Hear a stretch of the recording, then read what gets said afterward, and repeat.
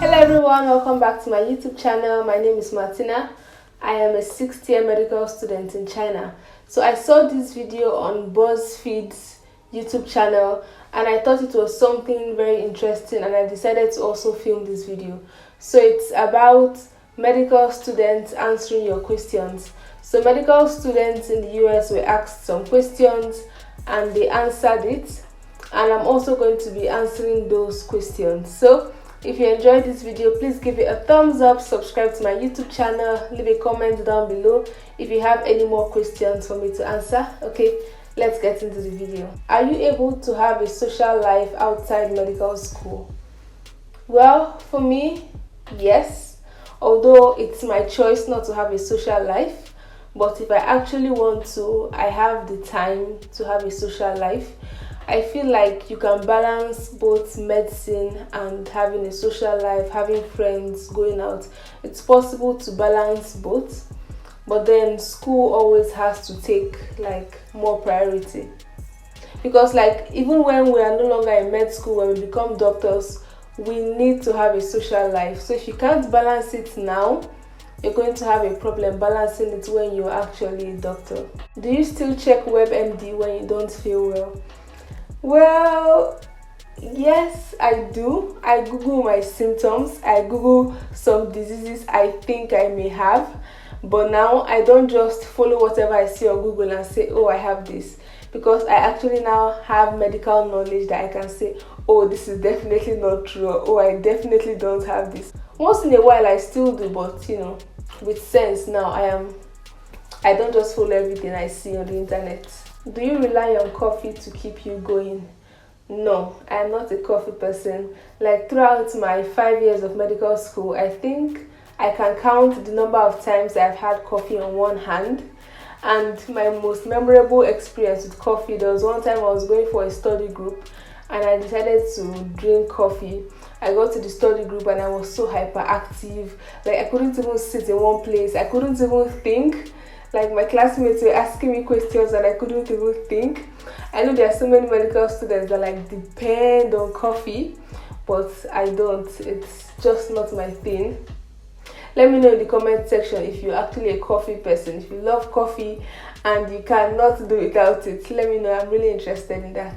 Have you ever successfully diagnosed yourself with something? Never. Everything I have diagnosed myself with was wrong. And if I end up going to the hospital, nothing was wrong. My head was just messing with me and too much studying was just messing up with my brain. When you're studying a particular disease and you begin to feel like, oh, I have this, or oh, I have that, somehow you can relate to every disease that you're studying. Yeah, that happens a lot. How did you know you wanted to be a doctor or go into the medical field? For me, I have always known I wanted to help people, but there are different ways you can help people. You don't actually have to be a doctor to help, but I wanted to be the person who could actually deliver the help. You can help someone by giving them money. Someone may be sick and you can give them money for hospital bill. But that wasn't what I wanted to do. I wanted to be the person that could actually make a change. I wanted to be the person to actually put in the effort to make someone better. I didn't just want to, just help in other ways. I felt like medicine was the best way I could offer the type of help that I felt my calling was. And also I had a dream. This is so funny. I just had a dream that someone very close to me was really sick, and in that dream I was the only person who could save that person, and I had to do an emergency surgery in that dream. And that just it also showed me this is actually what I wanted to do. I was really happy with that dream. It has been so many years, but I still remember it, and I'm really happy with my decision to go into medicine. What was your least favorite part of medical school? Studying. How can I be a medical student if I don't like studying?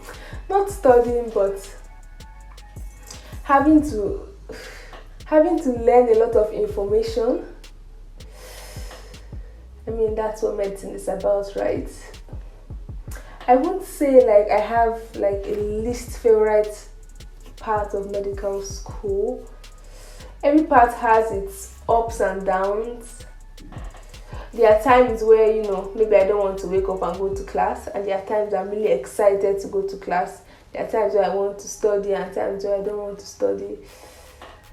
I don't think I have a least favorite part.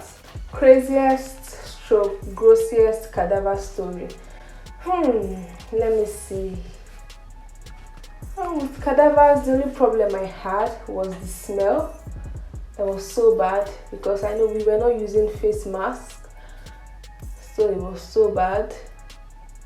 And I didn't really have any crazy experience. I remember in my regional anatomy, we were supposed to peel off the skin of a cadaver. So that was not crazy or gross, but it was just so frustrating because every time we're trying to peel off the skin, it's either we're going too thick or going too thin.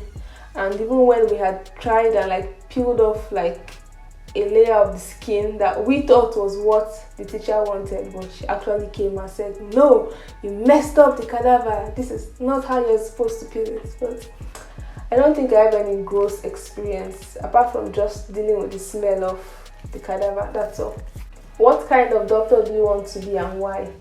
I haven't particularly decided on a specialty, but I know I want to go into general medicine. I want to go into a very broad department, something like family medicine or internal medicine or emergency medicine, something that can treat people of all ages and treat like a variety of diseases.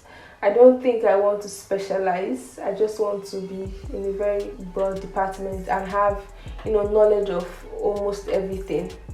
And I'm also very interested in preventive medicine. That's why I love family medicine, because I'm interested in, how can you prevent this disease from getting worse? How can you prevent this from even happening? I'm really interested in things like that. So most likely family medicine, internal medicine, or emergency medicine. And for emergency medicine, I also want to be like the first contact you meet in the hospital, like when something is wrong. As emergency medicine doctors, you get to stabilize the patient. So it's something I also like, being the first person to calm the storm. Does it get annoying when your friends and family ask you for medical advice? Okay, my friends don't ask me for medical advice because all my friends are in medical school with me, but my family, it's not annoying. I see it as, I feel privileged. I feel like, they trust me enough to be able to handle things like this. I feel like they think I know so much. You understand? Like, people just think when you're in medical school, oh, you know a lot. They forget that you're actually a student. So it feels good to know that they actually trust you and they believe in you and they think you know so much that you can actually help them, with whatever problems they are going through. So that's all. What is something you wish you knew before starting medical school? I wish I knew medical school was not just about coming to school, studying, passing your exam, getting good grades. I didn't really know that while being a student I had to build my CV. I just thought, once I have my medical degree, that's all I need, right? I didn't know I was supposed to, get involved in school activities, projects, research, presentations. I did some of these things, but I was just doing it casually. I didn't really know that all these were actually important at the beginning. And if I had known this before I started, I would have actually paid more attention to it, because I had like so many opportunities, but I was just like, I'm not interested, because all I just wanted to do was just study, pass my exams, because I thought that was all I needed to do. What is the hardest part of medical school? Well, the hardest part has to involve studying. Like, there's so much information that you have to know, and you have to look for a way to actually put all those information into your head. Nobody's actually going to teach you how to study in medical school. So you have to find a way. You need to experiment with different methods, and it may take so long, but you need to find a way to be able to study for yourself, study in a way that you actually understand. And you need to also be able to retain a lot of information. So like, it's very difficult, but we survive it. You can find a way. Is it true that a lot of medical students experiment with drugs? I haven't ever heard of this. I haven't heard of medical students experimenting with drugs before. Have you ever tried to diagnose a friend or family? All the time, like even if you don't tell me to help you, when you just tell me, oh, I'm not feeling well, or oh, I feel dizzy, my doctor mode is activated. Okay? My student doctor mode is activated. I start thinking, okay, what can be wrong? What does this mean? This is symptom of what? I'm like, okay, what is something that you've learned in medical school that you were not expecting to? When I started, I was doing calculus, I was doing physics in first year.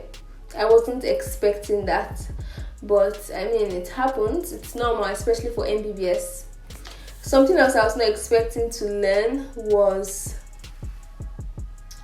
diet and nutrition. We actually took diet and nutrition as a course.